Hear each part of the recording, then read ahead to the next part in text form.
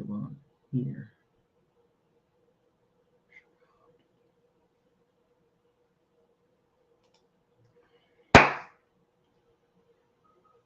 What's going on, everybody? Welcome to Bucks Locker. Subscribe to the channel, like the channel, share all the videos. Don't forget to hit the notification bell icon to notify you on all new videos that's posted on this channel. Ooh, shouts out all the Pies and Sea Bandits. Ooh, doggy. Saturday night. We in this thing. Another video dropping on you. I don't want to bother nobody.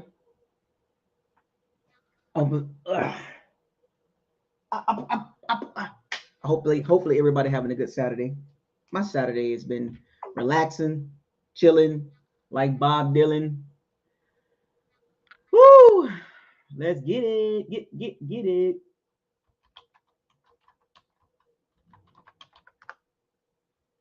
We got King Cook in the building. We got Sky Arrington, Haitian boy, A-Rod in the building.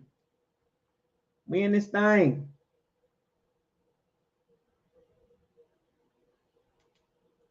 We in this thing.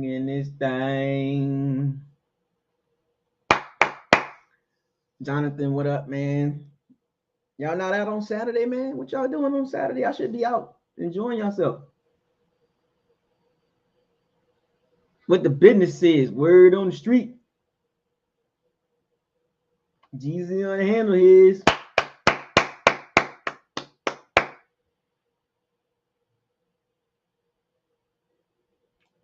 Mm-hmm.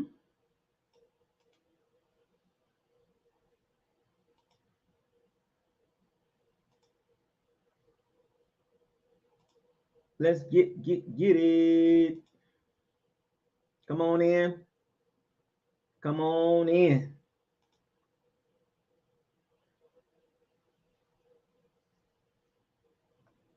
Give everybody a chance to come on in this thing.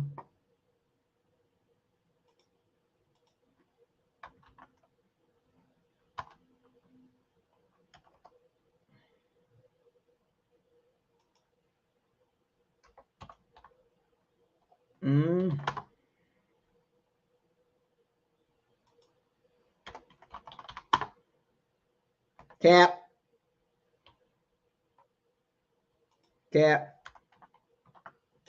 Give everybody a chance to gather themselves. I know everybody probably thinking like, oh, Bucks Lock on the Saturday? Yep, on the Saturday. On the Saturday. On your Saturday. All right, so let's get to it. Well, I'm pretty sure you guys heard the news. Tom Brady officially retired. Now we can put that to rest. So, you know, I know a lot of y'all had these theories that he's coming back and he just taking a break and we're going to leave him some room. So, you know, we hope that he come back and the salary cap situation and all that. We'll talk about all that. But the fact of the matter is Tom Brady is officially retired. He put his retirement paperwork in as of February 1st.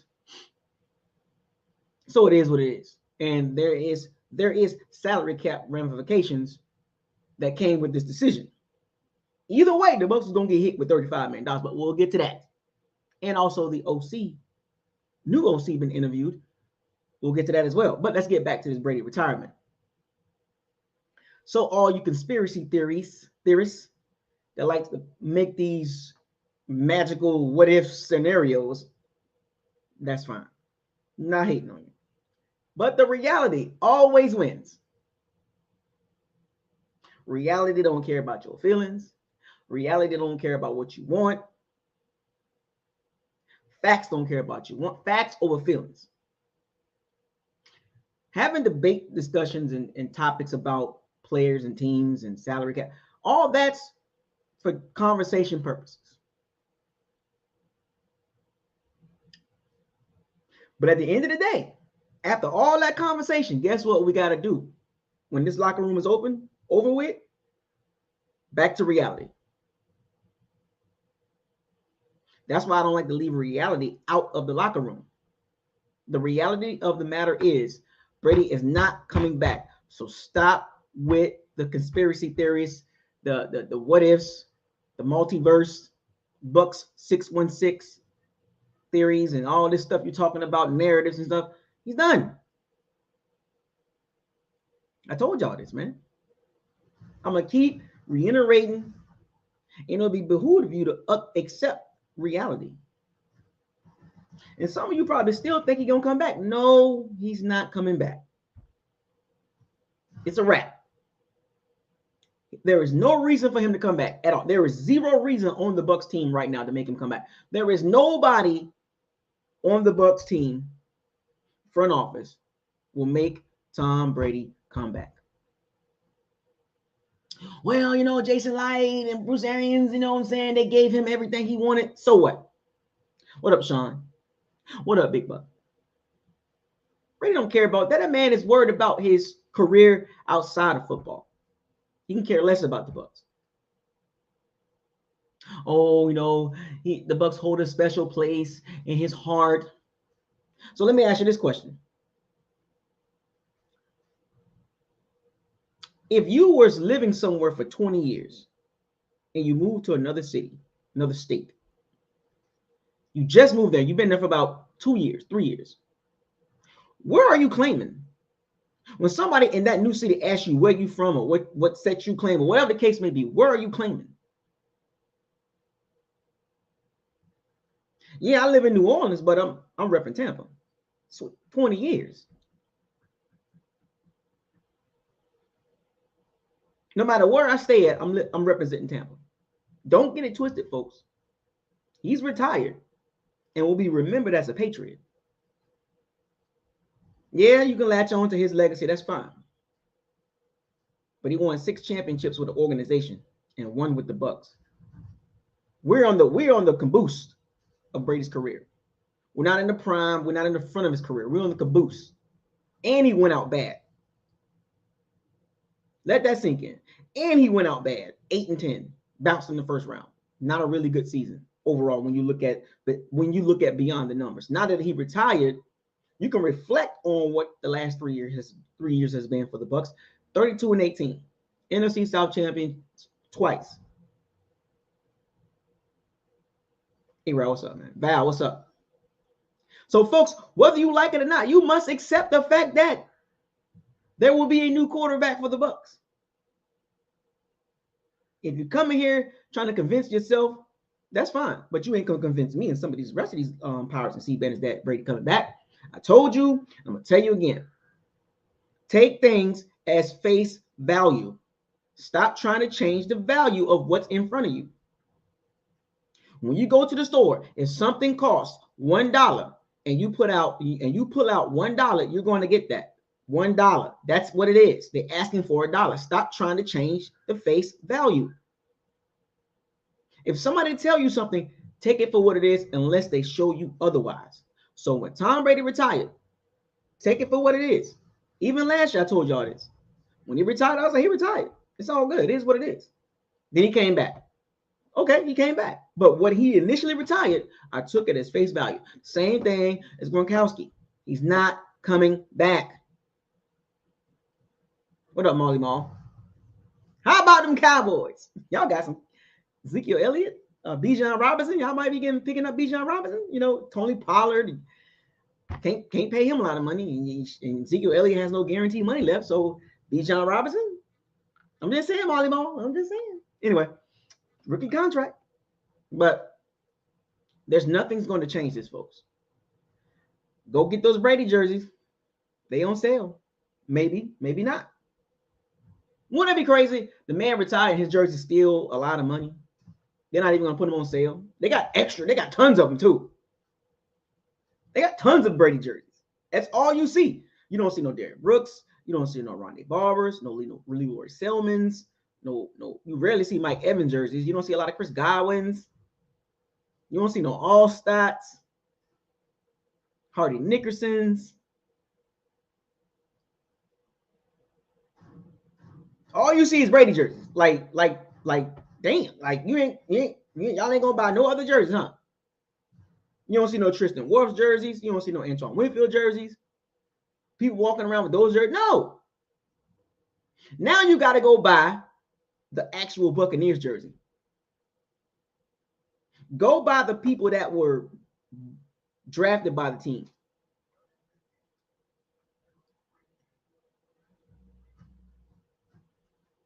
I don't see no Cade Otton jerseys.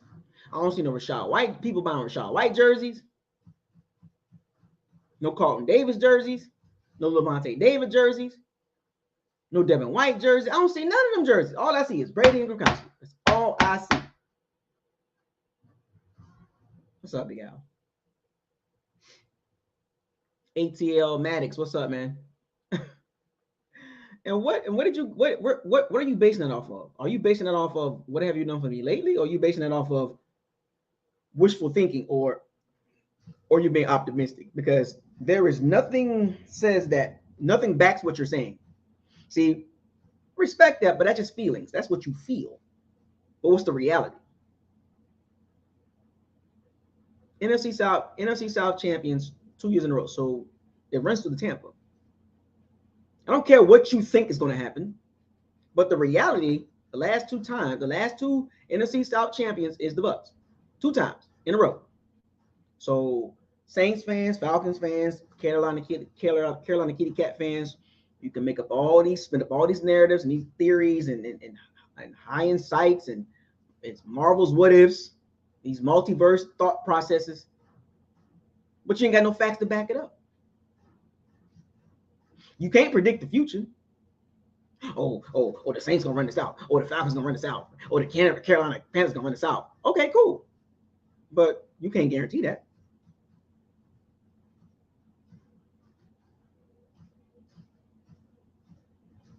Great for conversation, but you can't guarantee that your team's gonna win this out. Nobody knows who's gonna win this out.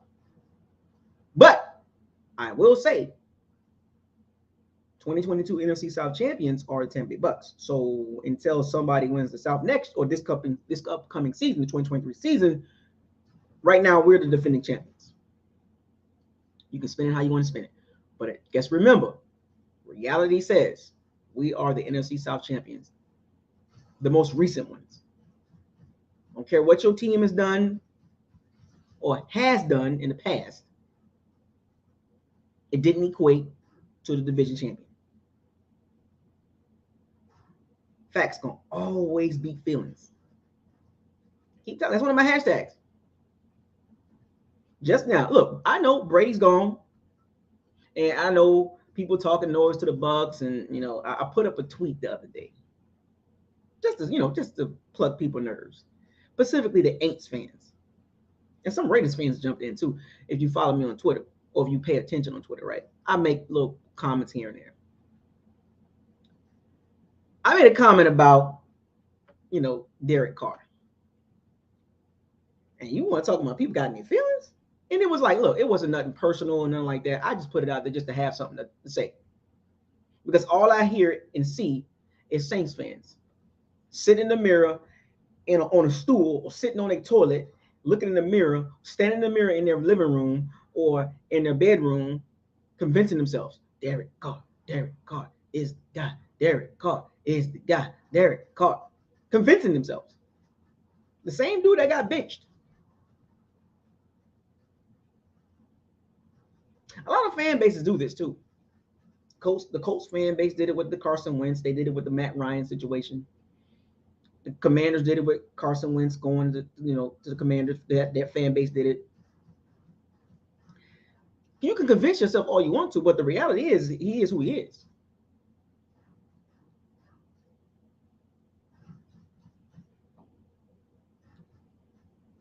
You're pretty much going to be in the same situation you were in this past season. You're not going to go from 7-10 to 12-5 with Derek Carr. It's not happening.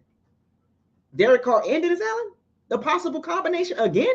Did you see the combination in Oakland when they was in Oakland? So you're just going to disregard that combination. Well, he's going to a better team. So you mean to tell me Derek Carr at 32 years old is the future? You're going to spend all this money on a guy that's wired like Kirk Cousins. that's wired like Jared Goff and Carson Wentz. They all wired the same. To me, they'll win you some games. Don't get me wrong. They'll win you some games. Trust me.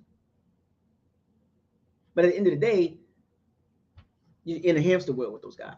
You ain't going nowhere. You're gonna win 7, 8, 9. You might get a 10-win season out of them. The Vikings just this past season had an outlier season. That's not Kirk Cousins. That's not him. But when it came down to it, what did you see? Same old Kirk Cousins. And for some strange reason, look at the Saints fans. They think they're going to dominate the South with Derek Carr. You know how much of a drop off that is from Andy Dalton? Not that much of a drop off. They're literally pretty much the same. The same makeup. The same makeup. And then you got the Atlanta Falcons running around here beating their chest with Desmond Ridder. Oh, my bad. You're wishing for Lamar Jackson. You're hoping the Ravens say, you know what, we're going to trade. And if they do trade Lamar Jackson, guess what you got to give up? A ton of money. I mean, a ton of picks. And your franchise need bodies. So you Atlanta Falcon fans running around here trying to laugh at us, talking about Brady's gone and we run the South, and you Aints fans running around here talking about, oh, y'all got y'all back to the Buccaneers. Oh, that's fine. But guess what? This past season, what have you done for me lately? Both of y'all was under us. So if we suck, then y'all even worse. Don't get mad at me. That's what tape say. Where you going with Dennis Allen? And where you going with Arthur Smith? Nowhere. You in the same boat as us. You ain't going nowhere. You ain't no contenders. Nobody in NFC South is contenders. Let's be real. None of them are NFC championship material teams. None of them are Super Bowl contending teams. So cut the crap. Cut the crap. You can convince yourself all you want to. Oh, there, look at the Bucs. Look at y'all. Oh, Tom Brady going. You know what I'm saying? Y'all about to be something. But look at y'all. Well, I can't forget about the Carolina Kitty Cats. Now, I will say this about the Carolina Kitty Cats. Frank Wright is a good hire. And that defensive coordinator that came from the Broncos, that's a good hire. And they hired Don Capers. So I see what the Carolina Kitty Cats are doing. But guess what? What have you done for the league? What have you done late? You were under us. You're no Super Bowl contenders. You got quarterback questions. Every team in the NFC South got quarterback questions. So before you try to beat your chest about your team, check your quarterback situation. John, what's up, man? Okay, he's better than Trash. That's fine. But that don't make y'all Super Bowl champions or NFC South championship contenders. What, you gonna go from 7 wins to 9 with Derek Carr? 9 and 8? You're gonna beat your chest with 9 and 8. 9 and 8 is a hamster wheel. You ain't bad, you ain't really good. You just in a hamster wheel. You think you're good. You think you're on fire, kind of like Ricky Bobby.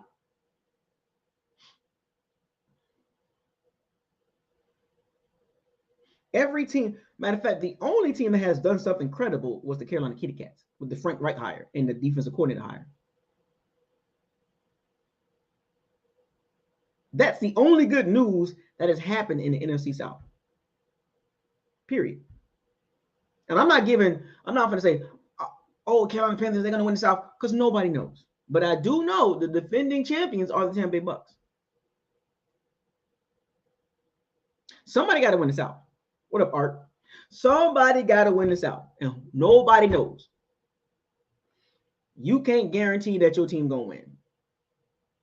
In February 11th, you're going to guarantee your team is going to win the NFC South based on what? What you feel?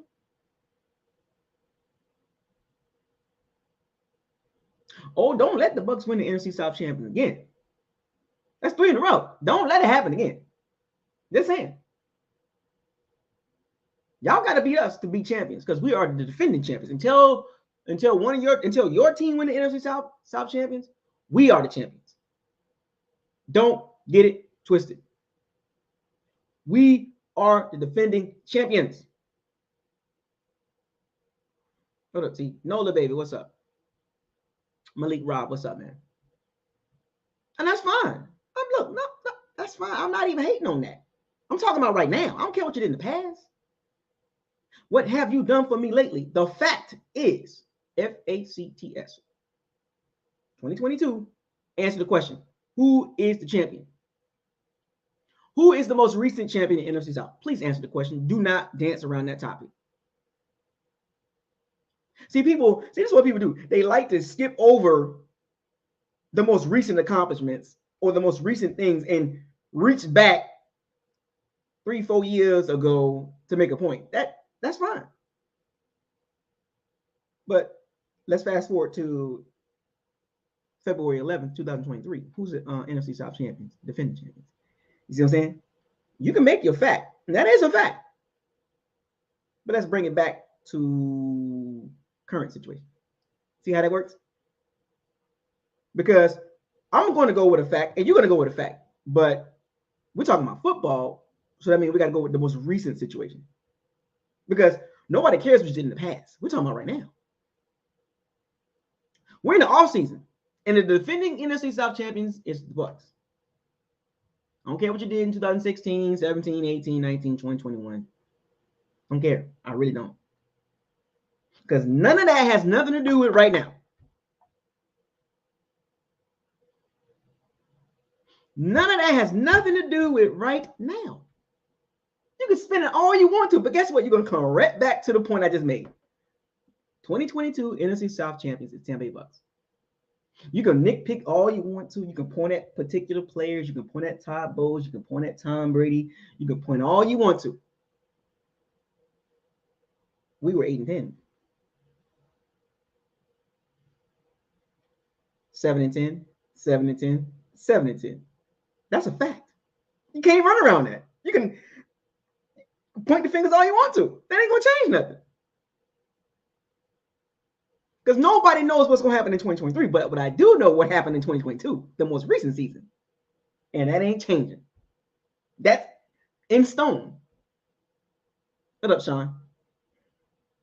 Don't get mad at me. Look, don't get mad at me, fellas. I'm just saying. I'm just stating facts.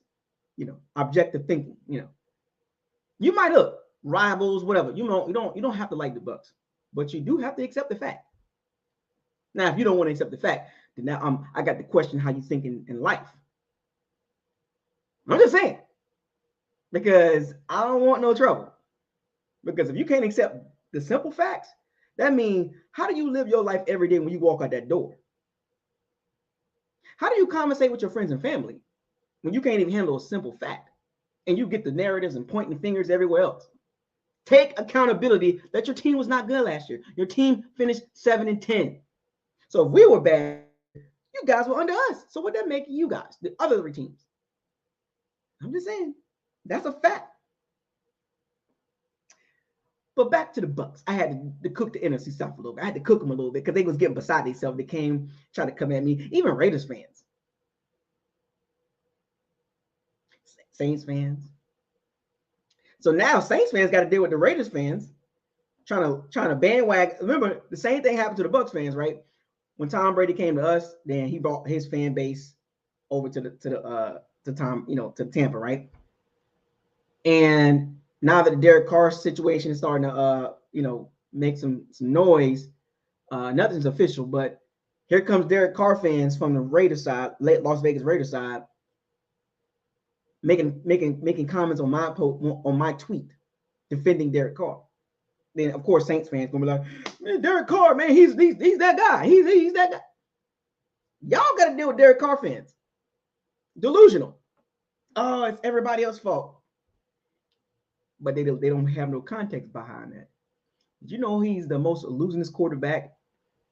And I think the first I think 7, whatever, 8 seasons, one of the top 5 in losses. He's a losing quarterback. Yeah.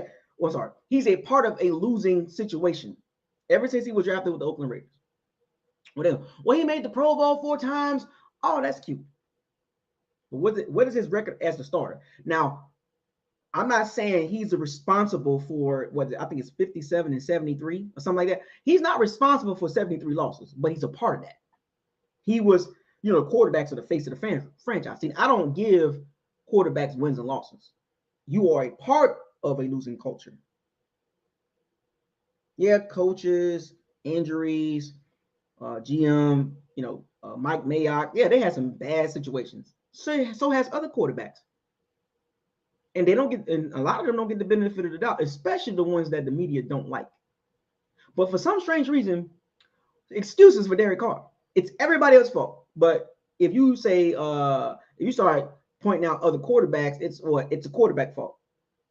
But this quarterback, no, it's not his fault. It's everybody else's fault. See how that works? You see how that works? When when when they like you, or they try, or they're going, they're if there's a player going to the team, that fan base is going to make excuses. That player fan base is going to make excuses. Oh, it's everybody else's fault. But let it be a player that similar situation, running back, receiver, quarterback, whatever. What he's been through, 4, 5, 6 head coaches and multiple offensive coordinators. Why he don't get the same backing about, it's not his fault. It's the coaches and the OC fault. You hear me? Why is it Derek Carr? Oh, it's not his fault. It's McDaniels. It's Gruden. It's. Well, let's replace Derek Carr and let's put some other quarterbacks that has similar situations. They don't get the benefit of the doubt. Why? So guess what? Derek Carr ain't get the benefit of the doubt. Not happening. Now keep in mind, wins and losses is not an individual stat. You are a part of a losing culture. And for some strange reason, if the situation is not set up correctly for any quarterback, GM, head coach, OC, the offensive system, a lot of quarterbacks gonna lose. When you're constantly changing OCs and head coaches, you can't establish anything. Then you got a head coach that don't believe in you. It's hard to win. That and you out there trotting out there, and you got a coach that don't believe in you. And that's what Derek Carr was in. He was in a situation with the Oakland Raiders, multiple coaches, and he had a lot of years to fix it. He had a lot of years to prove himself, and he had some decent seasons. I think he had one really, really, really, really extra, really good. I think he had 4,800 yards, 4,800 or 4,804 yards, or something like that. He had one really, really high level season. Really, you know what I'm saying? Oh, okay. But if you look at Derek Carr's seasons outside of that, it's pretty much, a little over 4,000 yards, a lot of dinking and dunking, situational football. He doesn't do well. He chokes in really bad moments. And I'm telling y'all, Saints fans, I keep bringing this up, and you don't believe me. Go watch the tape. And people that watch quarterbacks, you understand what I'm talking about. 4th down and goal inside the 10-yard line or 5-yard line. He rolls out to the right. He throws the ball out of bounds. That's the quarterback you want? That's a mentality. That's a mindset to do that. Forget it. I'm throwing the ball out of bounds. And you clamoring for that? Look, Derek Carr is talented. But the problem is a low ceiling, a low floor. Or medium floor. 7, 8, 9, 10, maybe that's it at best. Now, if Derek Carr was with a high-level coach like Doug Peterson or Andy Reid or Sean McVay, you know what I'm saying, like a high-level coach, Frank Wright, you know what I'm saying, Zach Taylor, high-level coach, then that can be fixed because of things how they run. But when you put Derek Carr or quarterbacks that's talented in bad situations with bad coaches, it ain't gonna turn out well. It is what it is, Saints fans. So you can cry all you want to, you can make yourself believe, but at the end of the day, that combination that y'all think y'all about to have, Dennis Allen and Derek Carr possible combination. Did you not watch them in Oakland? You know he got fired, right? You know he was 0-4 with Derek Carr. He got fired. Keep believing in that. So let's get back to the cooking. I had to cook the Saints fans and some Raiders fans that be capping for Derek Carr. Kirk Cousins, Andy Dalton, Derek Carr, they're all the same to me. When I watch them play, they all look the same. Nothing wowing, nothing elite. Because people like to bring up the completion percentages, right? Yeah, when you're throwing the ball within 7 yards, you're going to complete a lot of percentage. The further you throw the ball, the harder it is to complete the ball. That's why you don't get caught up in the completion percentage. Because of you got to think about this. Your quarterback, what is his strengths? A lot of quarterbacks that's like that, Derek Carr, Kirk Cousins, Jared Goff, Andy Dalton, they're good at 0 to 7, 0 to 10. They're really good in that range. That's why those quarterbacks in the red zone on third down and longs, they're not good. Because they're not attacking quarterbacks. They're conservative. So they go good with conservative coaches. But when you got an aggressive coach, it don't work. Because sometimes you got to drop them, the cojones and throw the ball down the field when it's needed. Go look at Derek Carr's red zone percentage. Go look at Derek Carr's Andy Dalton. Go look at him. Go look at their red zone. They're not good. Go look at that when they throw the ball down. They're not good. So you can have a quarterback completing 67% of the ball and have a quarterback completing 60, 61%. Oh, he's more accurate. Of course, because he's throwing the ball short. But on money downs, third downs, red zone, what do? They're not good.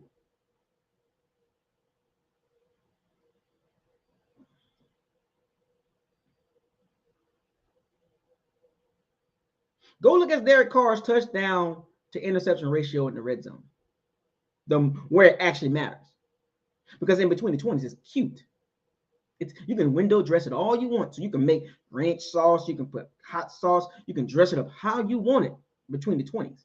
But when it's time to put that ball in the end zone, go look at Derek Carr's touchdown to interception ratio. Third downs, not good. Not good enough.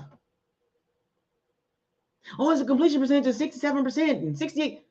He's dinking and dunking.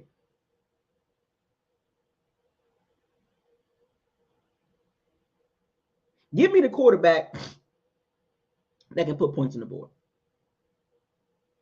That's good in the red zone, good in third downs. Good at outside the pocket. Give me those type of quarterbacks. That's not mentally fragile.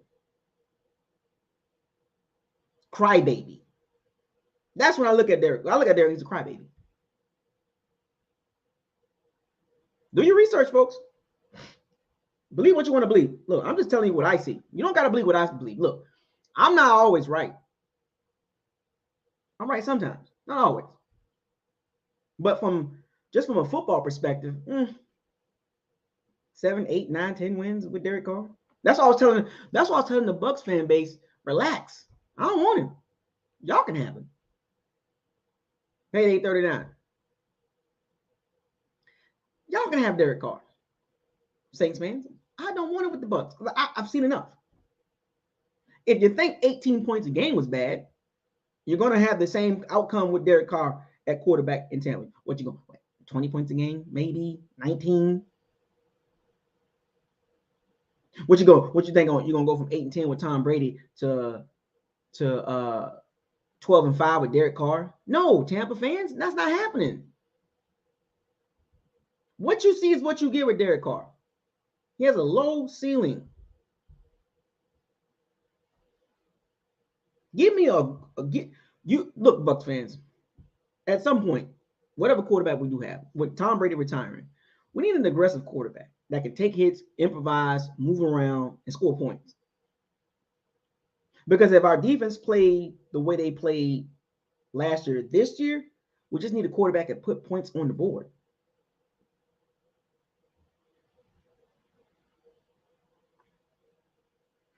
That's all. That's what you really want. That is true, Nola, babe. That is. You look at the quarterbacks out there. It ain't. That's why I'll be looking at the Bucs fans. You're beating your chest like there's a lot of good quarterbacks available in free agency. We got people over here talking about Jacoby Brissett.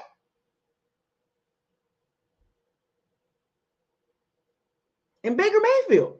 Bucs fans, literally hanging their hats on quarterbacks that's so if Derek Carr is the best available, wow. That says more about your franchise than the actual what's available. When you got to dress up Derek Carr as a savior at 32 years old, when you got to dress up Jacoby Brissett, you got to dress up Baker Mayfield to make them look like they're more than what they are. That's how bad the quarterback free agency market is. And these franchises, some of these franchises are going to spend money on those guys like that. They're going to put money, trade picks, or give these guys $25, $27 million. Not worth it. If you're smart, look, Bucs fans, Saints fans in particular, and Carolina Kitty Cats, I don't even know what y'all can do with that y'all quarterback situation, but y'all got to do something. The entire NFC South got to do something because you ain't winning the NFC Champions. You're not going to win NFC. You're not going to win Super Bowl with the current situation. I got to be honest. I'm just being honest across the board. I'm not just talking about the Bucs. I'm just talking about the entire NFC South. You're not going anywhere. I don't care if it's Derek Carr, Jacoby Brissett, Baker Mayfield. Convince yourself otherwise. Make yourself believe. I'm not a part of that conversation. I'm the guy standing on the outside of the what y'all thinking y'all gonna get. It's pretty much like you got to get a rookie quarterback on a rookie contract, and if he can produce, you can build your roster. If you go out here and get one of these veteran quarterbacks that has a history of not really producing, especially on the offensive side, you putting your franchise at risk. It's real talk. Objective thinking. Objective thinking. Please understand, football, you got to be objective in a logical point of view.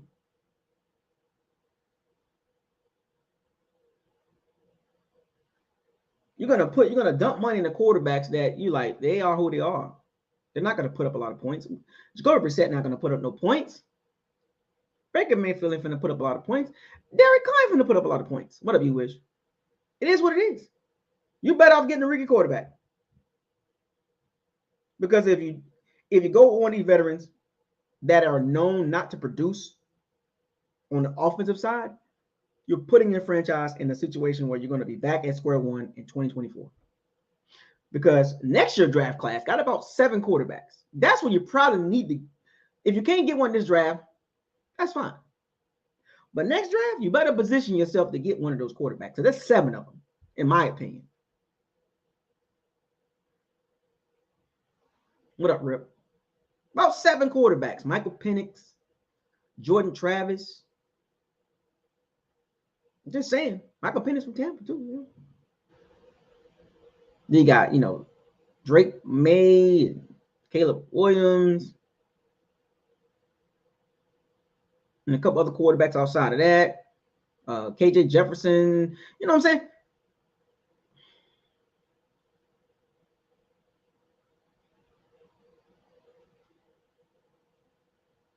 I'm just saying. I think there's another quarterback. I forgot what. Let me look this up. Let me help y'all out. Because you guys are you're going to spin the wheel with these veterans.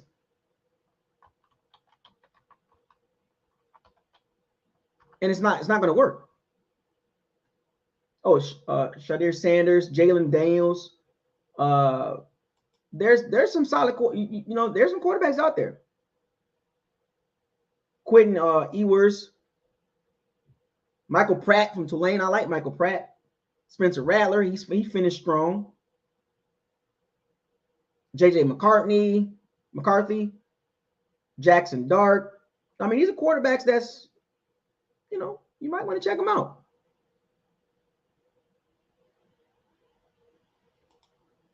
I'm just saying.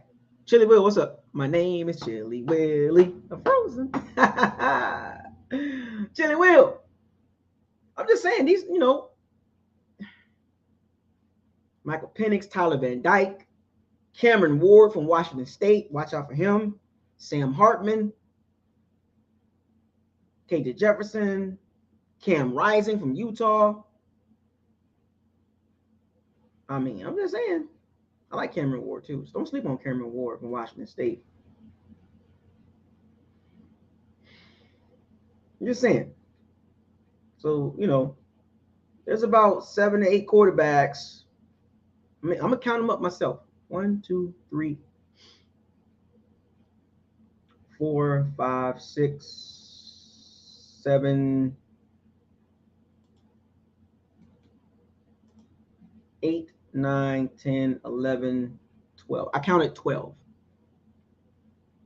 I counted 12 quarterbacks in the 2024 draft class that can go from rounds 1 to 4 or 5. Rounds 1 to 5, 12 quarterbacks. Some of these quarterbacks that I named, they're going to be backups.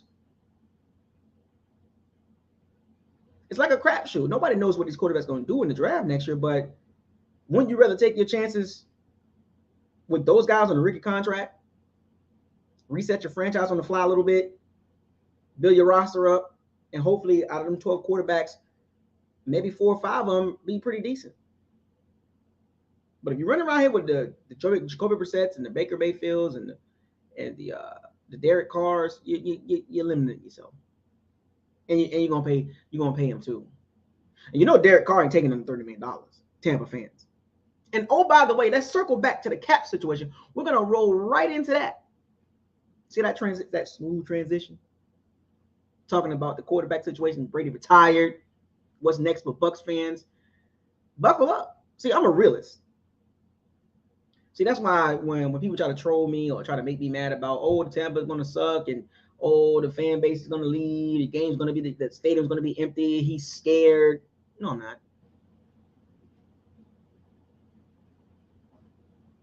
What am I scared of? What am I scared about? See, I already mentally prepared for this 3 years ago. So whatever you say to me about my team, it ain't going to work. Because I'm not an emotional guy. I don't get butt hurt.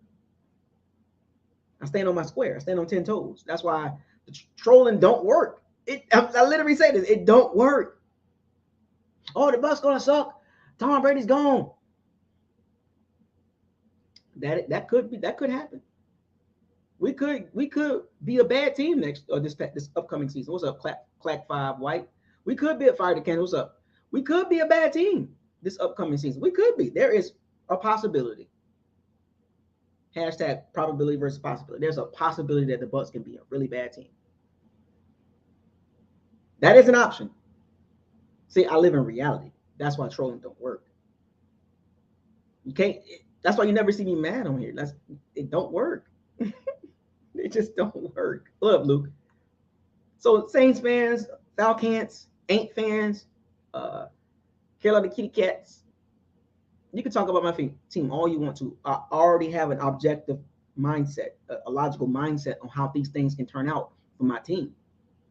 Go back and watch my videos. I talked about the cap situation, the roster, the direction of the franchise. It can get ugly if they don't make the right moves. But see, the other 3 team fan bases, y'all don't think like that. A lot of y'all don't think like that.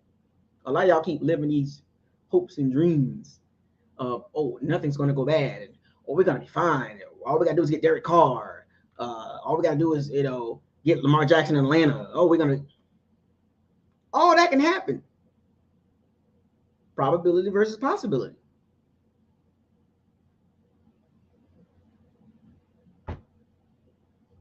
What up, 101? Live in reality. Trust me, you'll feel a lot better. Now, the Bucs salary cap situation with Tom Brady retiring as of February 1st, and a lot of y'all remember the Bucs owed Tom Brady $35 million. They were going to have to pay him regardless, whether it was $11 million this year and $24 million next year, whatever the case may be. they were going to be on the hook for $35 million.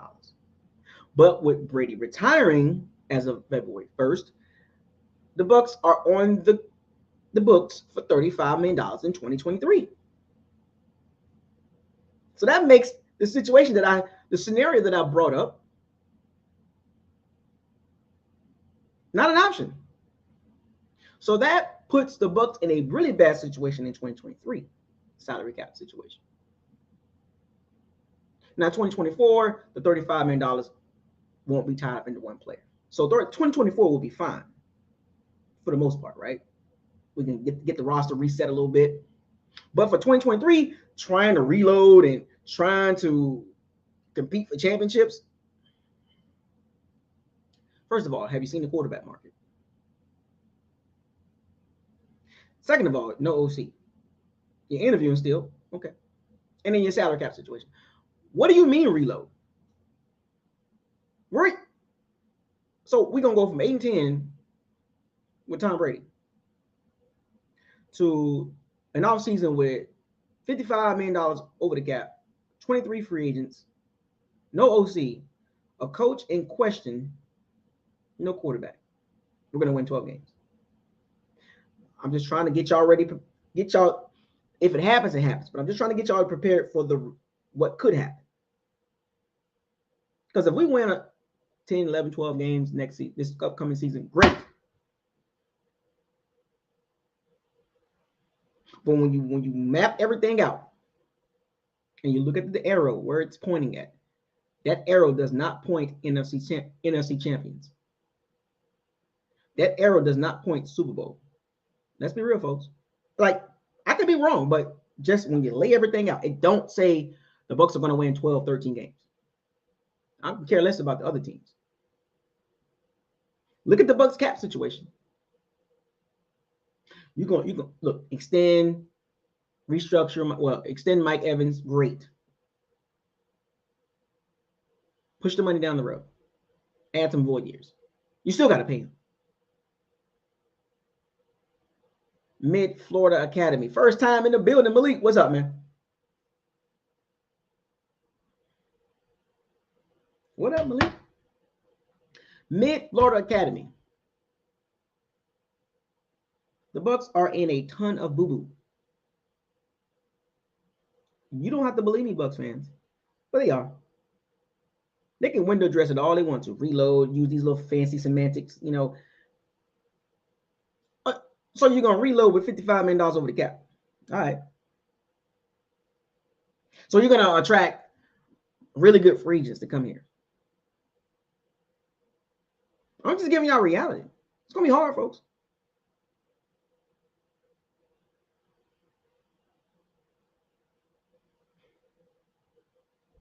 Now I don't even know what went behind closed doors when it came to the Tom Brady retirement, because the Bucs probably wanted him to retire post June 1st, which would have lightened up the 2023 cap.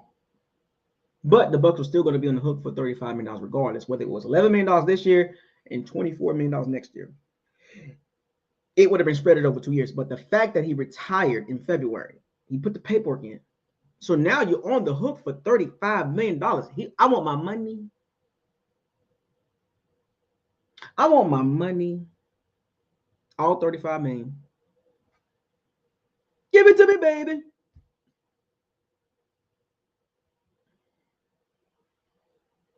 Brady won his money. Thank you for supporting me. Thank you. You know, it was an honor, you know, blah, blah, blah, blah, blah, blah, blah. But give me my money. Do you want your money? Yes, I want my money. Pay up, Glazer family. I helped y'all out, jersey sales and concessions and, you know, ticket sales. But I want my money at one time.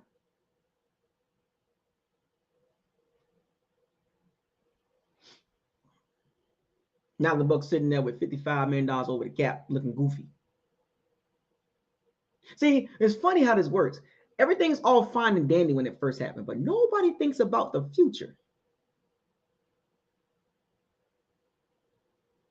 Nobody. It's all bells and whistles right in front of you. What did Buckle do? What did Buckle talk about in 2020? 2 or 3 year run, and we're gonna have some issues. Here we go. $55 million cap, 23 free agents, quarterback situation in question. It's everything that I predicted with this setup, which I try to explain to y'all. Be careful when you do this. It looks fine and dandy for right now, but it becomes a drug because now Bucs fans got a taste of winning, and now they want the franchise to continue to do that. That's why you hear the Aaron Rodgers or the Derek Carr. Oh, go get Aaron Rodgers. Get Lamar. They want to keep that same hamster wheel going, living by year, and can't keep up with the every year franchise setup because you want your franchise to be competitive every year moving forward. And tough situations going to happen with roster cuts and veterans and all that because that's the name of the game. But if your franchise is well oiled, you can withstand the loss of some veterans, some key players. You got guys behind them ready to step in. That's how you become a winning franchise. You don't want to be a franchise out here every year trying to win now. Win now is fine. Don't get me wrong. You win. You play the win now cards. You got to win Super Bowl. So for scenario based purposes, if the Bucs was going go get Aaron Rodgers, it's Super Bowl Bucs. I don't care what you say. What happens if you don't win? Now you got to pay Aaron Rodgers a lot of money. I'm not even going to bring up Lamar Jackson because you ain't getting it. Well, let me rephrase that. There's a small chance you can get him. Very small. So now every year you're going to keep playing this game of let's go find an old quarterback and we can win now because the roster is ready to win now.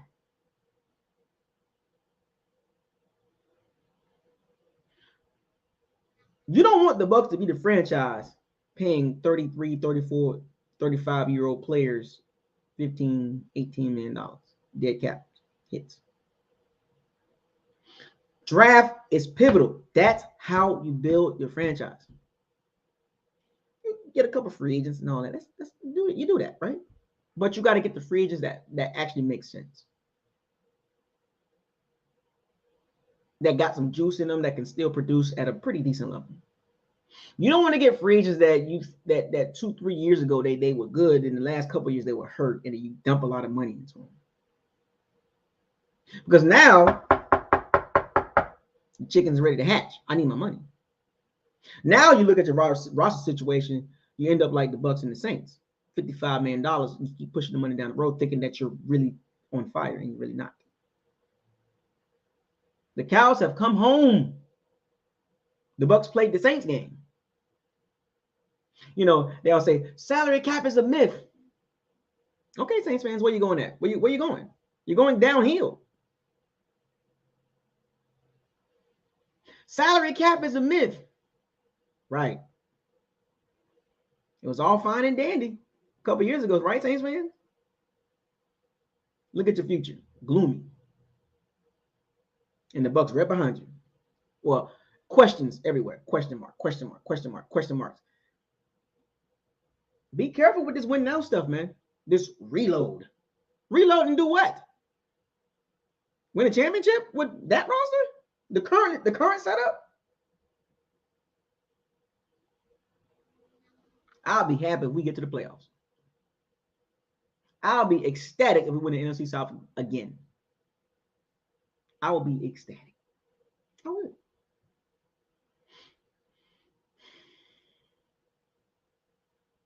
It's going to be hard. But $35 million tied into a player that's not on the roster?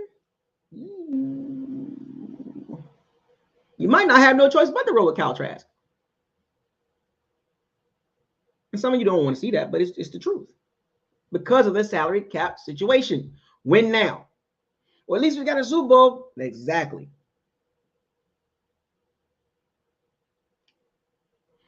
But when you look at what's next? What are your expectations? You still thinking about Super Bowl, Tampa Bay fans? You still think we're going to get to the Super Bowl with the current roster, with the current cap situation and free agency situation? But at least we got a Super Bowl. That's great. I'm going to repeat. That is great. I am happy that we got one in 2020. But in 2023, now what? Answer that question, Bucs fans. Now what?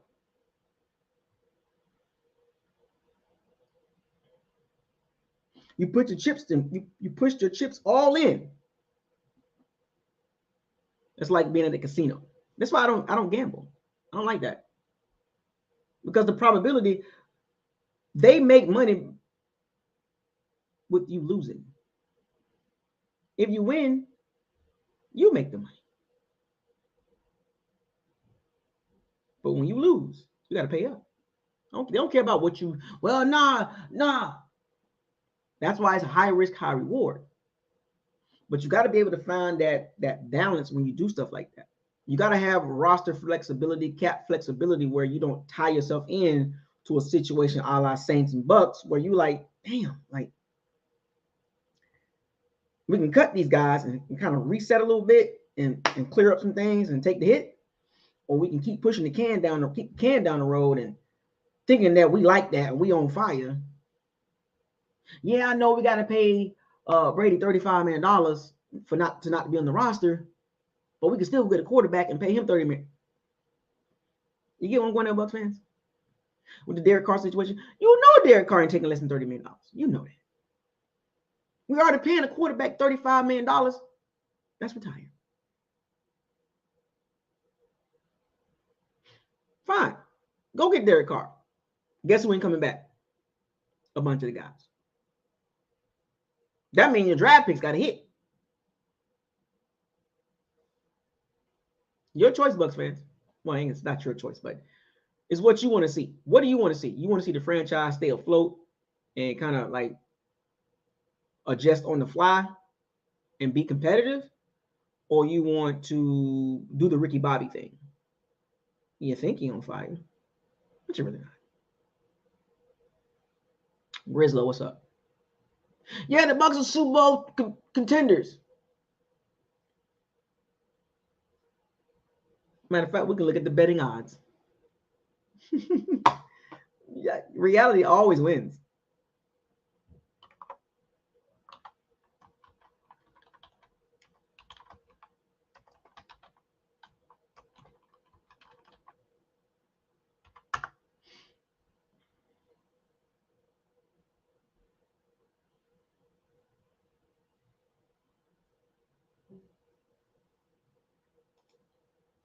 Let's look at the betting odds here.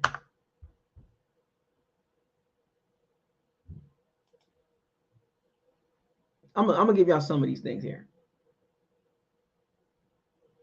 The Bucs, some of the sites got the Bucs at plus 3,500.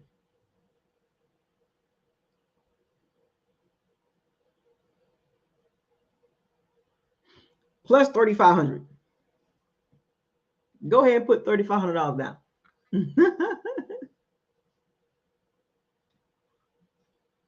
Go ahead. You get some money if the Bucs get there. Win Super Bowl. We put $3,500 down and the Bucs get the Super Bowl, you are paid. Quarterback situation. Look at the teams. Look at these teams off in the name. Ravens, Packers, Bucs, Jets, Dolphins, Saints, Raiders, Panthers, Titans, Colts, Falcons, Commanders, Texans, Cardinals. 14 teams with quarterback questions. I'm going to throw the Broncos in there too. 15. So let's just say you subtract the rookies. So that's what, 3 or 4 starters there? That's still over 10 teams that need quarterbacks. Oh, Geno Smith. Yeah, exactly. What, 15 teams? The Bucs are in that mix. No future to hang your hat on right now. It's not good.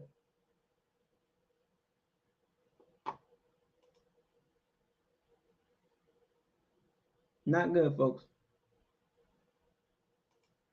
Not good.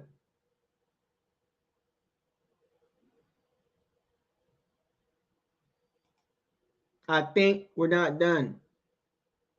I mentioned Arizona already.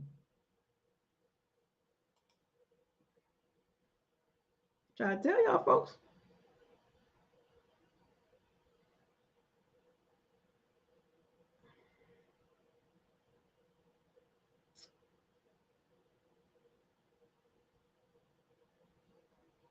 For every $10 you bet on the Bucs, you can win $360.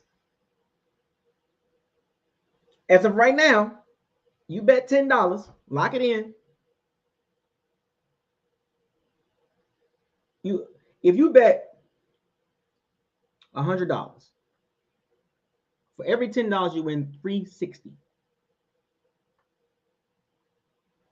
So you do math, 360 times 10, $3,600. So if you bet $100, you'll win $3,600. And you do the math, so forth and so forth.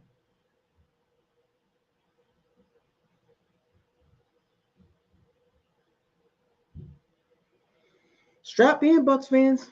That salary cap ain't no joke. It look, we got what we wanted, but what did it cost? It cost us the future. Always think it's okay to live in the now, and that's fine. But in reality, you always want to look ahead. You don't want to be naive. You don't want to be naive and that much selfish and think that, oh, well, who cares about the future?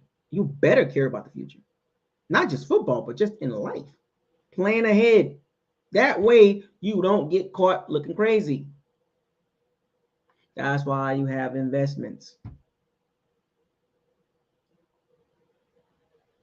You know, stocks, real estate, um, you know, crypto. If you hit on that, you know, solids, gold, silver, copper, entrepreneurship, and stuff like. You get what I'm saying? So in the football situation, where the Bucs sit at right now with the salary cap situation, they didn't care about the future. They wanted to win now. They completely disregarded the future. Let's run it back in 2021. Let's bring all 22 back. We went 13-4, and of course we know the ill-fated Cooper Kupp catch because of Todd Bowles' miscommunication, whatever the case may be. 13-4. That was the peak Bucs. That was the year the Bucs should have won again. See, 2020 kind of caught everybody off guard. The bubble championship, whatever you want to call it, right? It is what it is. But 2021 was the year. Brady had 5,300 yards, 43 touchdowns. That was the year. Nobody talked about Byron Leftwich offense then. Nobody said a word about Byron Leftwich offense. 30 points a game. Tom Brady feeling himself. 43 touchdowns, 5,300, 5,300 and I think 12 or 15, something like that.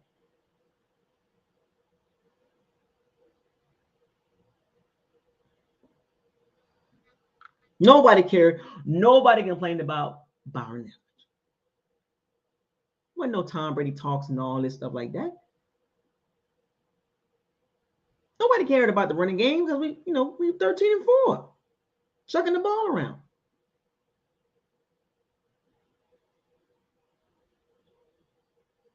But guess what?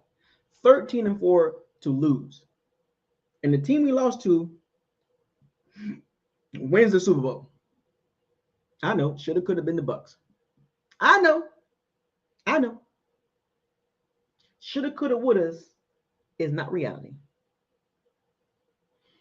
That's why football is a game of inches. Situational football. The game can be crazy close. It's always situational football. In 2021, the Bucs was 13-4, 8-0 against bad teams, 5-4 against teams with a competent roster, competent coach, competent system. So the outcome is not what we expected, but it happened.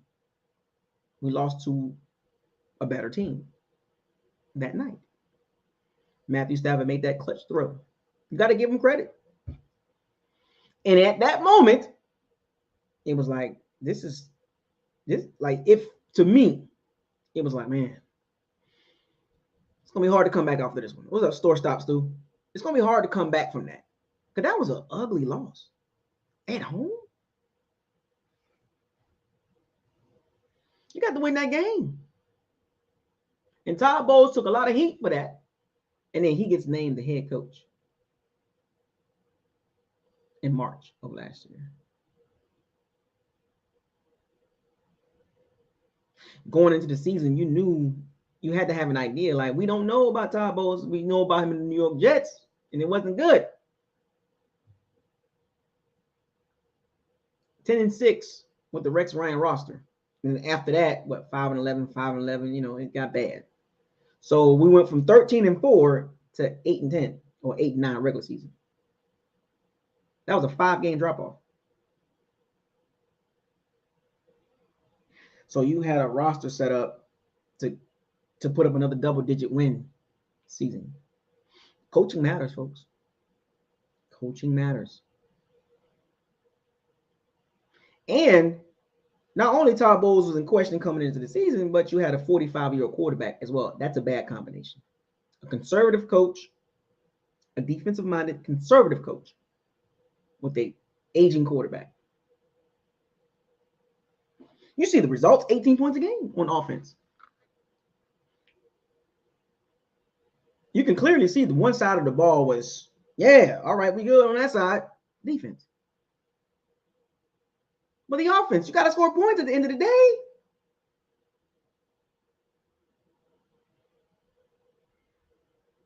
Byron Leftwich gets fired.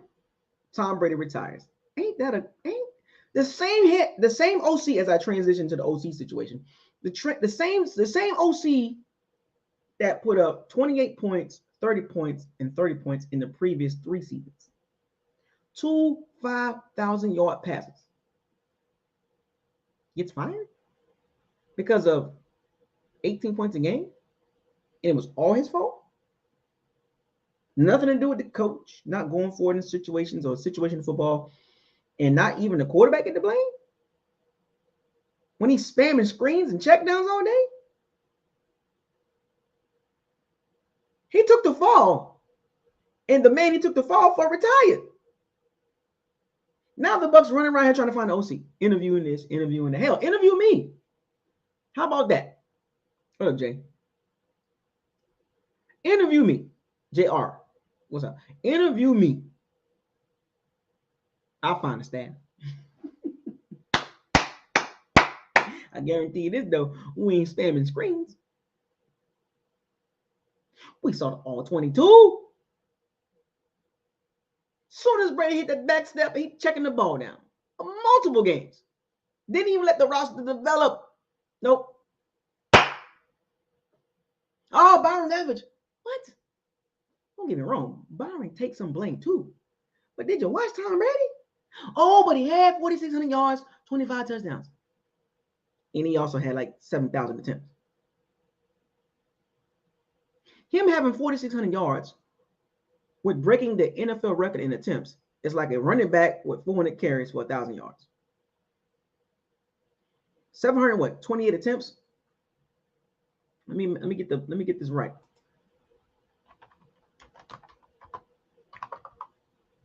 Let me get this right.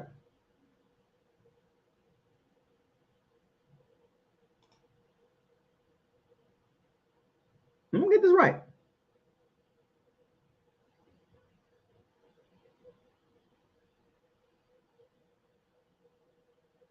$733 attempts. 4,694 yards. 25 touchdowns, 9 interceptions.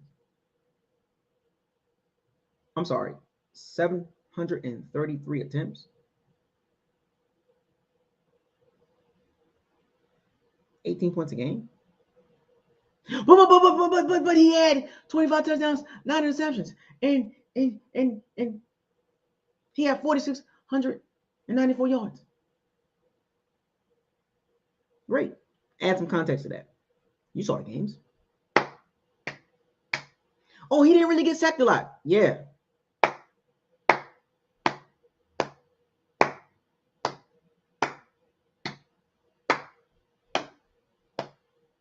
Pass interference, please. Stop. Add context. You will never get me with numbers. Never. We literally watched it. People always give you the surface level. They never want to go deep. We'll just go 1 inch deep to make my point look good. Then guys like me come in and be like, wait a minute. 4,694. All right, that's good. But let me do some research. 733 attempts. And then you put the tape on, you be like, well, he don't get sacked a lot. Yeah, because he's not, he don't want to get hit.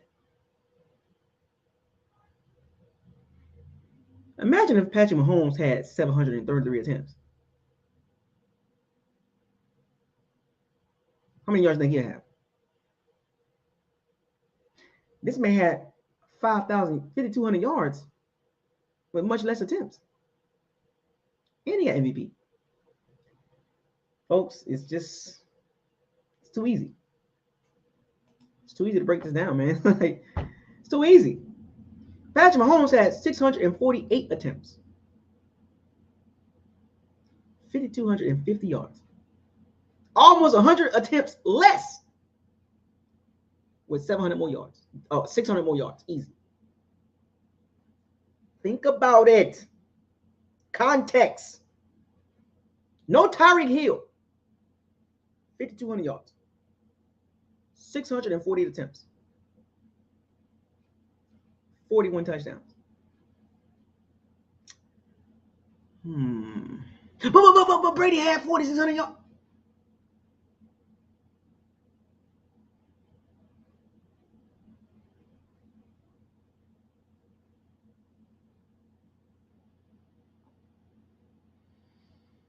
Can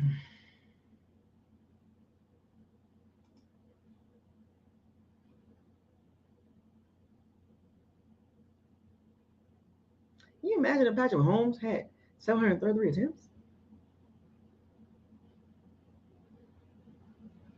Holy crap. We're talking about 5,700 yards, maybe? 5,800?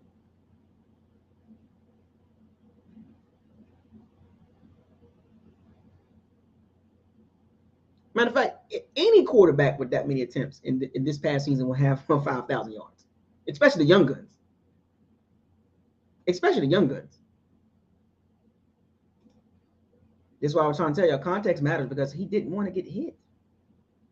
When you throw the ball a ton of times and you have no running game, Chiefs, they're not known to run the ball, but I mean, Pacheco and Edwards-Helaire, I mean, come on, man. McKinnon, I mean, they're respectable at least. Justin Herbert, Austin Eckler, respectable at least, right? Kirk Cousins, Dalvin Cook. I mean, Joe Burrow, Joe Mixon, and Samaje Perine, Jared Goff, DeAndre Swift, and Jamal Williams. You don't have to throw the ball 730 times. Mahomes can do it because he's young. He can improvise. Brady can't. You set Brady. Byron Leftwich and Todd Bowles set Brady up also for failure. You got to protect a 45-year-old quarterback. He ain't 35. He ain't none of these young guns. That's why some of his balls look so awful. Breaking ball, curve ball, split finger fastball, two seam, knuckleballs.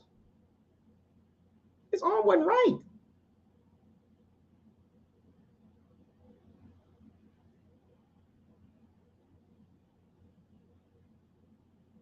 Geno Smith had 572 attempts.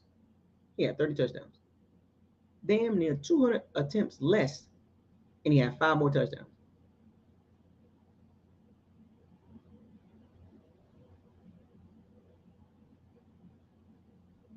Can you imagine if Geno Smith had 733 attempts? Geno Smith had about 40 something touchdowns and about 5,100 yards, give or take. You can throw the ball all you want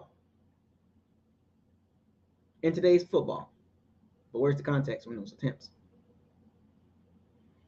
How many of those attempts are? I'm just saying. OC set him up for failure. OC set him up for failure. If Byron had a younger quarterback, that's okay. So like I said, I understood why Byron got fired, and now we got an OC problem. We ain't got one right now.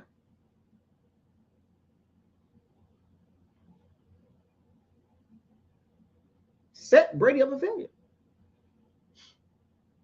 Every time he got hit, you can see it like, oh, he don't want to get hit. He don't want to hold on to that ball. You don't trust nobody in that old line except for Tristan Warren. When Ryan Jensen came back for the Cowboys game, it made no difference. Think about that for a second. Ryan Jensen coming back. Oh my gosh. You know what I'm saying? Big 66. Made no difference at all. Damn it, you could have just left Ainsley in there.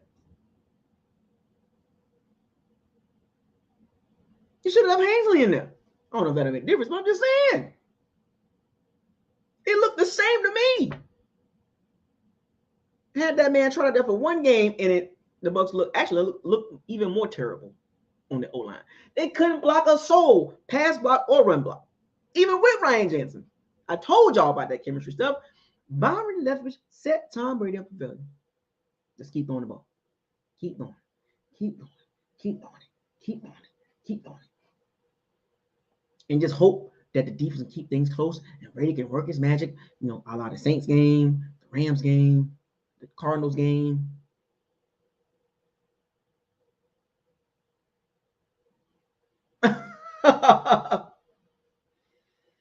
Set that man up for failure. Set that man up for failure. That man had to go out on terms at 8-10. Look at LeBron James getting all these records, but your team is not winning. That makes it look even like you just record chasing now.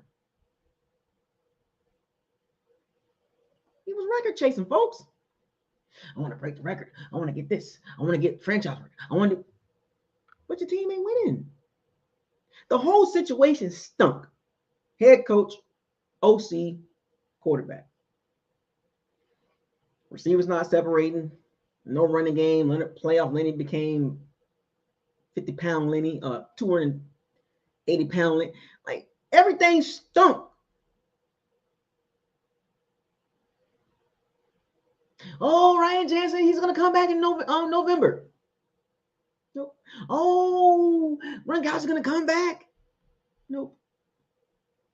Ryan Jensen's going to come back in December. Nope. It stunk. Now, there were some bright spots, but look at the Bucs now. Quarterback retired, no quarterback in question, no goddamn OC. Speaking of OC, they interviewed Thomas Brown, assistant head coach, running back coach of the Los Angeles Rams.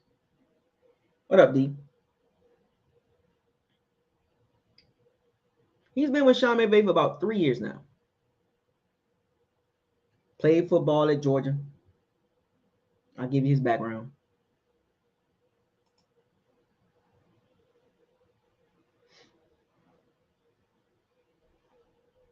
He played football in the NFL.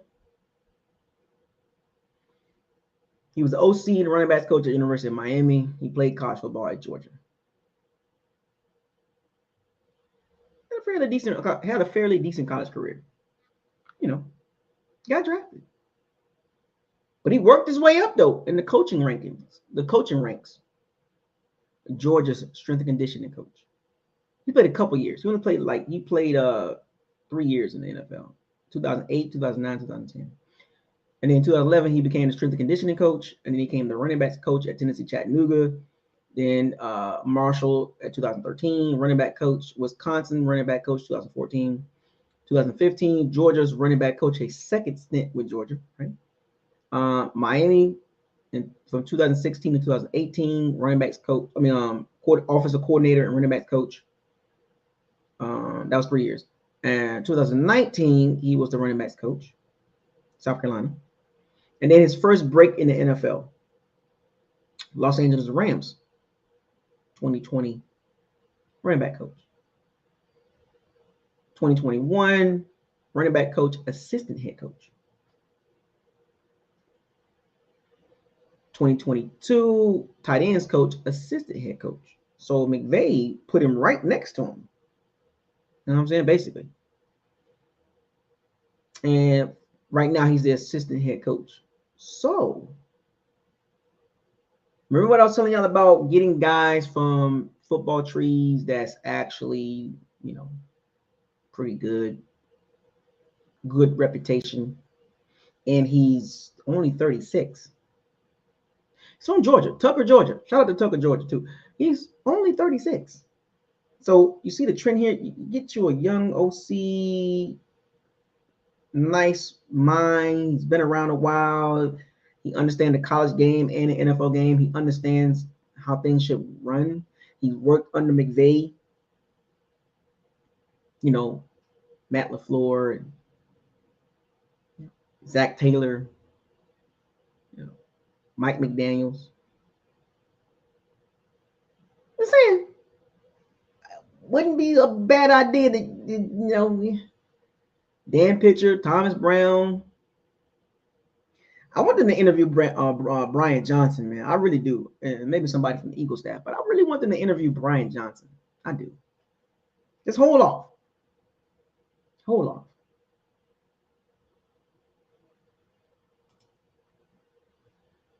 But the Bucs interviewed him, though. That's a good thing. I would like this hire.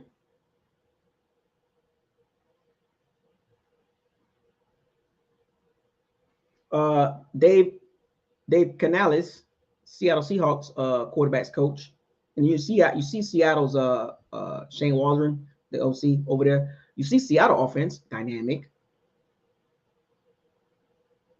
running back, dynamic tight ends, and dynamic receivers. You want guys that's from systems that's producing. I like what the Bucs are doing with the young guys. I don't want no old guy. No offense, but I don't want no retread. Jim Bob Cooter and Todd Monken. Dave Canales is 41 years old. Seattle's OC, Seattle's quarterback coach. This is what the Bucs got to look at. Go get one of them young guys and move them with the OC. I'm okay with that. I don't want no Jim Bob Cooter, no Todd Munkins. No offense to Keenan McCardle, but no, I'm good. He's a receiver coach. Give me somebody that's with the quarterback. Just saying, it's a couple guys sitting out there for the Bucs, man. I mean, what the Bucs gonna do? I want them to interview Brian Johnson. I mean, Shea Turney, the Giants quarterbacks coach. I mean, he under Brian Daboll. Let me look at his background.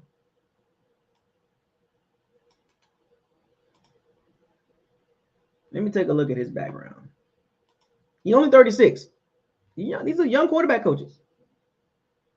NC State graduate, grad assistant. He played at NC State.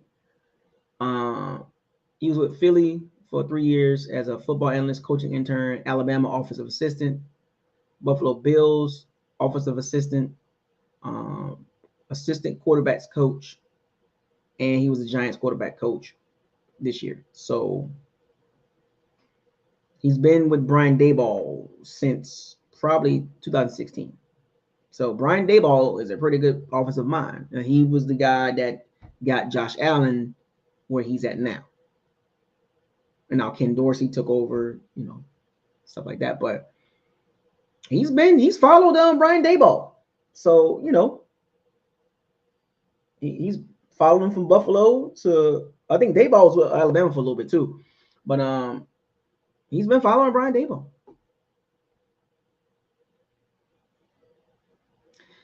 I think the OC should be a young guy. I'm just going to keep it 100 with y'all. Young OC from a producing offensive franchise. Lately, what have you done for me lately? Seattle, Buffalo, Philly, Bengals, Chiefs, even Detroit. Ben Johnson, you get one of his guys. Producing offenses at a high level, high clip.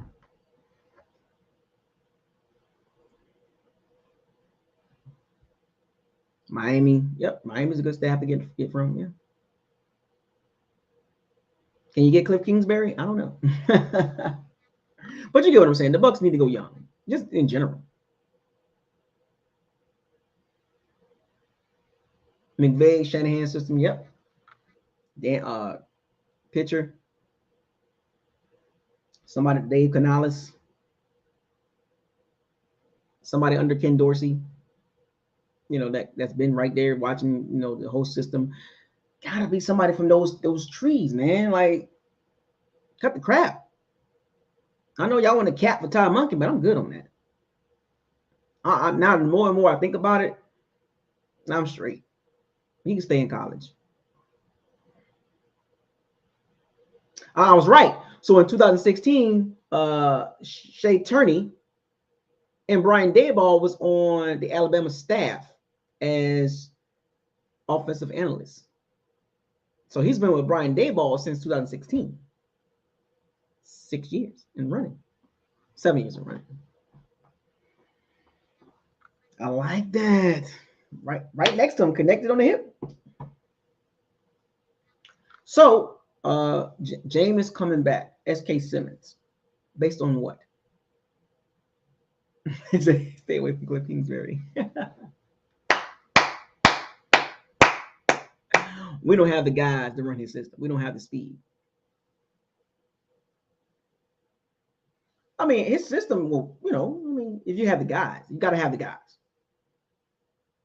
We don't have those type of guys to run his system. The Bucs need speed at receiver. They do. Even going into this season, I still think they're behind. And look, this is not a knock on Godwin. This is not a knock on Evans. I just believe that the Bucs receiving core is behind as a whole. How everything's set up now, they just don't look explosive. They look good making tough catches. And at some point, they're going to have to do something with Mike Evans. Extend him, lighten the cap hit for 2023, or a possible trade. I keep telling y'all this. Look, I don't want him to get traded, but understand from a business perspective. Because he want to get paid. It's his last contract, folks. He going to take a pay cut. Says who?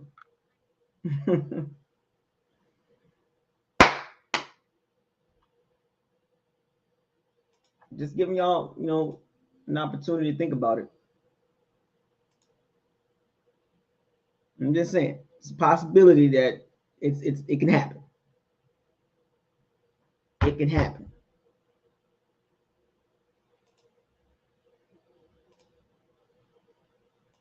Don't get mad at me.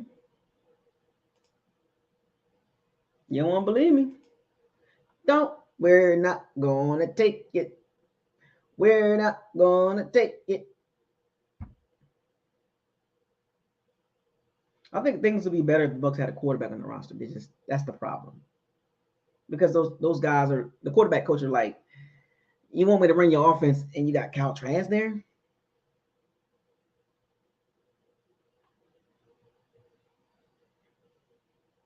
And he's a slow learner. So the Bucs have interviewed what? 6, 7, 8 guys now. After the Super Bowl, pick one. You know what I'm saying? Like, remember now, Dan Pitcher, he's been extended as the Bengals quarterback coach, and I think this has a lot to do with Brian Callahan getting the head coaching job. Because if or Luke or Lou Aramo, if I said his name correctly, the Bengals DC, if he gets a head coaching job with Arizona or the Colts, I believe Dan Pitcher is going to go roll with Lou, wherever he goes, or Brian Callahan. I know the Bucs interviewed him twice, but I'm just saying he already has an extension in place. So if Brian Callahan leaves, he's going to be moved into the OC position.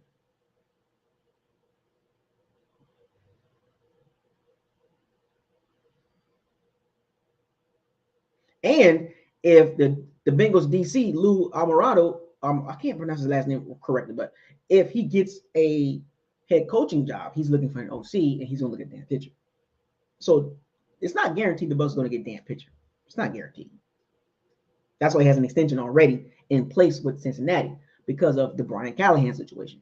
If he gets a head coaching job, then it's already put in place. They'll move him right to OC.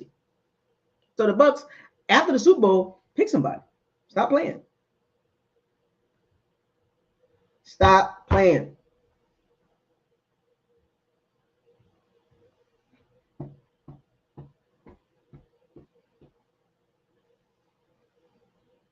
Just keep it on 100, folks.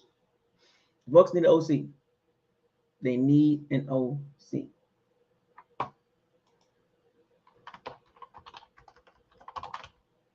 Dave Canales. Let's see where he came from.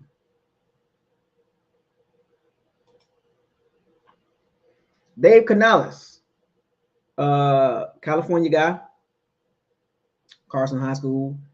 He was a high school offensive coordinator.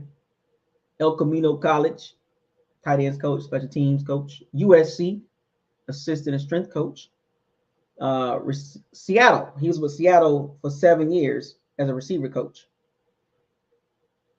And then actually, he's been with Seattle since 2010. He's been under Pete Carroll since 2010. First as a receiving coach for 7 years, and then quarterback coach for 2 years. And then, 1 year. And then passing game coordinator for 1 year. And then currently he's the quarterback coach. So he's worked his way up. He's been on the offensive side in Seattle. He was there with Russell Wilson. Russell Wilson was putting up the numbers and all that. He was the quarterback coach. Well, he was the receiver coach. And then he was the quarterback coach. And of course, passing game coordinator and then quarterback coach. So 41 years old. So you see what the Bucs are doing. They're looking for young guys. They interviewed a couple old guys, the Cooter and the Todd Monken and all that. I think they're going to go young.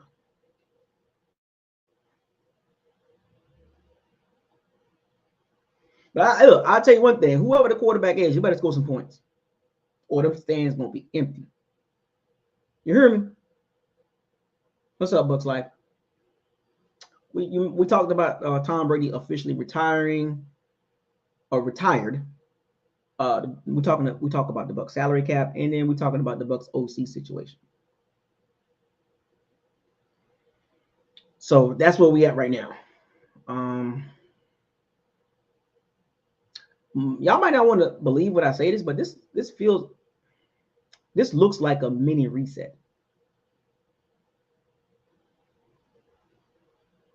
I know it sounds crazy, but this looks like a mini. It's not like I'm not saying like a rebuild, but it's like a mini reset because the Bucs are going to be so limited in the outside of their team.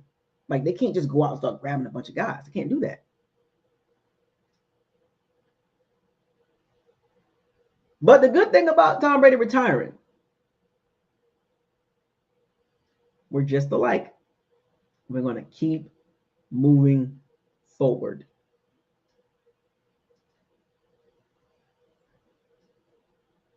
Do I need to play that clip? Let me play that clip.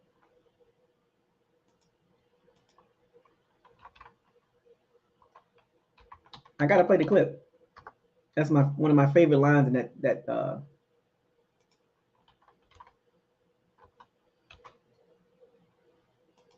keep moving forward.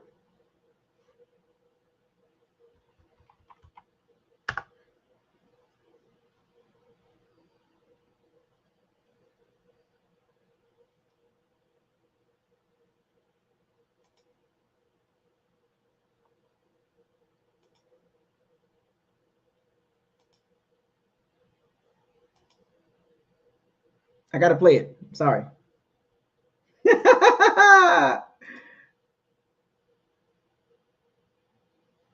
I gotta play it, folks. I got to. Gotta keep moving forward. Just so y'all know how this works.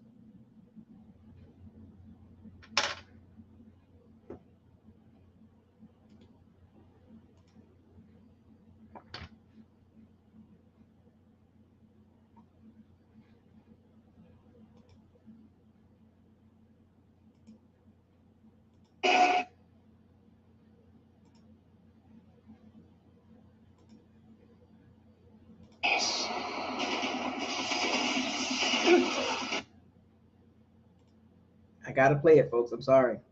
It's one of my favorite parts. Must keep moving forward.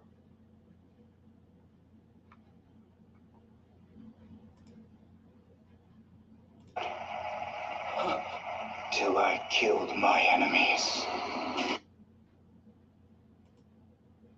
Message to the devil confederation. I'll just keep moving forward. Till I killed my enemies. I'll just keep moving forward. Till I killed my enemy. I'll just keep moving forward. I'll just keep moving forward. Keep moving forward. So it's a long road. It's gonna be a long road, folks.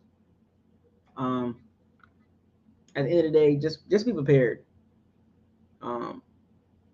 We got to keep moving forward, and wherever the outcome comes out of this situation, that OC and the quarterback situation, we got no choice but to accept it. You might not like it. You might not like some of these moves, but it is what it is. You got to accept it. I'm still gonna go to the games, but I'm not gonna be running around here screaming Super Bowl. I'll tell you that much. Anyway, shouts out to all the Pirates and Sea Bandits. Thank you for joining another episode of Bucks Locker as we talked about Tom Brady officially retired and the Bucs salary cap situation and the OC situation. We're gonna have some more conversation, folks. Don't worry, player breakdown is coming. As I go back and watch these games, it ain't pretty, folks. We got some work to do, or they have work to do, and as fans, we got to be prepared for the outcomes. Shouts out to all the Pirates and Sea Bandits. Thank you for joining another edition of Bucks Locker. I know, folks, it's gonna be okay. Keep moving forward. In my Aaron Yeager voice. Aaron Yeager. Any last words? Mika-san. It's time. Fire those cannons. Seize the day. Raise the flag. Hashtag no risk it, no biscuit. Hashtag facts over feelings. Hashtag bombs away. Hashtag stay humble. Please do. Don't get beside yourself and don't get caught in arguments with other fan bases. Be humble. Hashtag what does your eyes tell you? Hashtag probability versus possibility. Hashtag trenches matter. We'll get to that. We'll get to the trenches. O-line, D-line, O-line, D-line, D-line, O-line. However you want to do it. Hashtag